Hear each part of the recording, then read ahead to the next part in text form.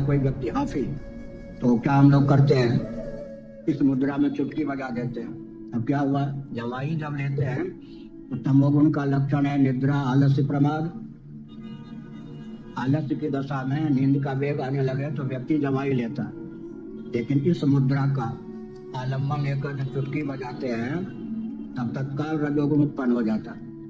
और रजोगुण क्या करता है, तमोगुण के कारण जो जवाई लेने पर घातक प्रभाव जीवन में पड़ता है उस पर पानी फिर देता है। लेकिन रजोगुण भी घातक है, इसीलिए फिर चुटकी बजाते समय राम राम, शिव शिव, कृष्ण कृष्ण भगवान का नाम ले लेते हैं। भगवान का नाम लेते ही सत्वगुण का उदय हो जाता है और रजोगुण के प्रभाव पर पानी फिर देता है। तो गुण परिवर्तन की तांत्रिक विधा कितनी सूक्ष्म है, क्या प्रशस्त विधा तो बहुत लंबी है, लेकिन मुद्रा की दृष्टि से तत्काल रजोगुण को जगा लेते हैं।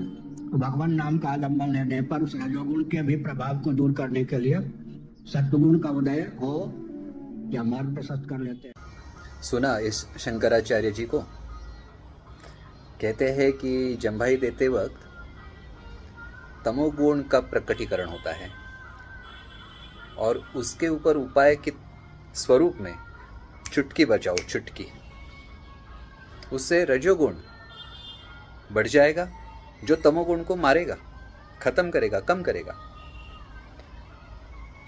और फिर रजोगुण बढ़ता है, उस वजह से उसके ऊपर एक उपाय, तो राम राम जपो, कृष्ण कृष्ण जपो, तो उससे सत्वगुण बढ़ेगा। अजीब लॉजिक है।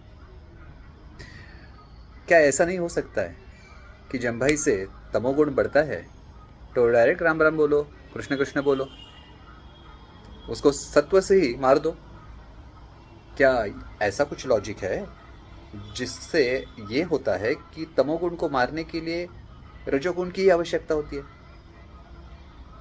तमोगुण को मारने के लिए सत्वगुण काम नहीं कर सकता है और रजोगुण को मारने के लिए सिर्फ सत्वगुण काम कर सकता है।